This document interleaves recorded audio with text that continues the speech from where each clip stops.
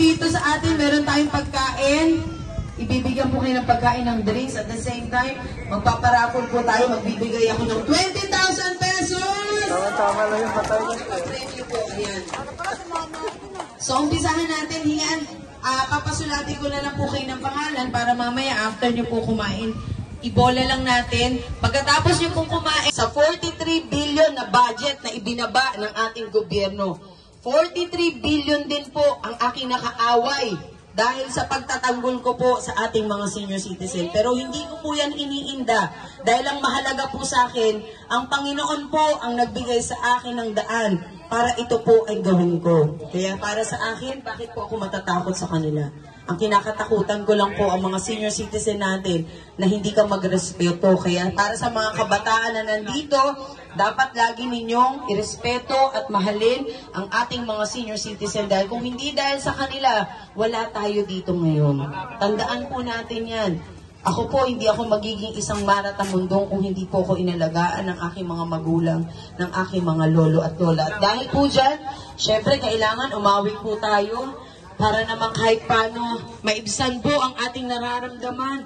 Mabigyan po tayo ng pag-asa na tayo po, sandali lang po, na tayo po ay kahit paano maramdaman natin na ang pagmamahal naman talaga ay likas po sa isang Pilipino. Alam ko nainita na po kayo, pero sabi nga nila, ang Pilipino matiisin, masipag.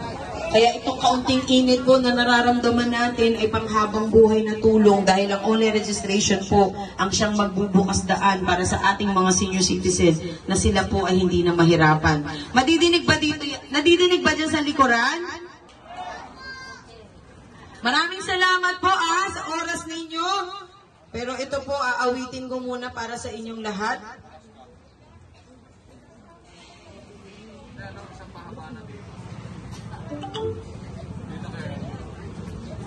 Pasensya na po kayo, ganyan talaga ang mga mami all around.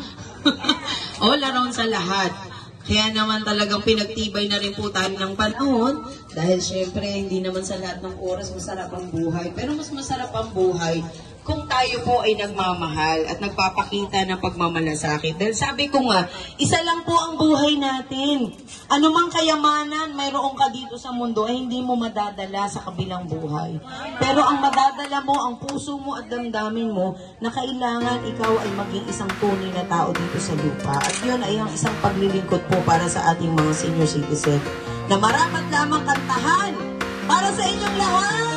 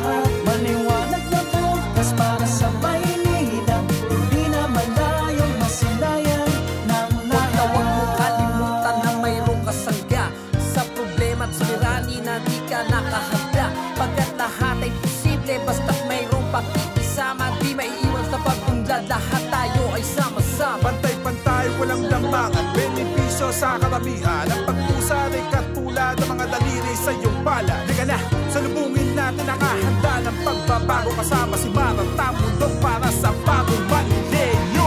Bagong umagang paparating, bagong pag-asa para sa lahat. Maliwanag na bukas para sa Maynila.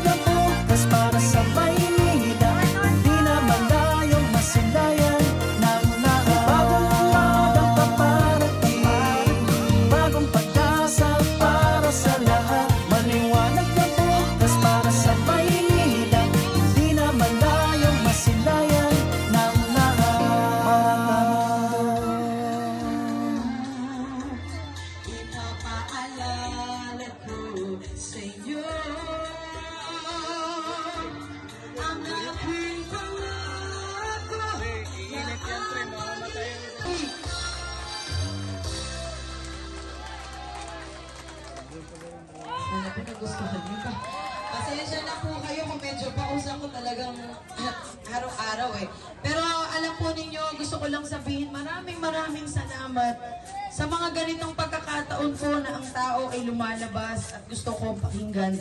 Isang malaking bagay na po para sa akin dahil at least kahit paano alam ko po na ang boses ko at ang boses ng Panginoon na gusto ko pong ibaba para sa inyo, at least alam ko nandyan po kayo bilang isang tao, bilang isang Pilipino. Ako po talaga masyadong mapagmahal sa atin, masyado po akong nationalistic dahil siguro nung ipinanganak ako ay talagang mapagmahal na po ako sa kapwa. At naniniwala po ako na kailangan lumingon tayo sa ating pinanggalingan, na kailangan balikan po natin ang mga taong nakatulong po at nagbigay ng dahilan kung bakit naging ganito po tayo. Kaya naman ako po ay nandito para lamang sabihin sa inyo na lahat ng programa ay ibababa po natin at ako po ay tutulong at tutulong sa bawat barangay na talaga namang gusto ko pong umangat ang ating buhay.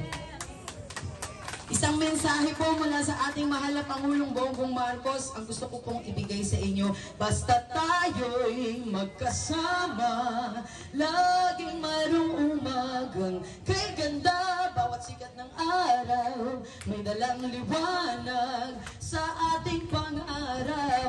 Wow, haharapin natin. Maraming salamat po!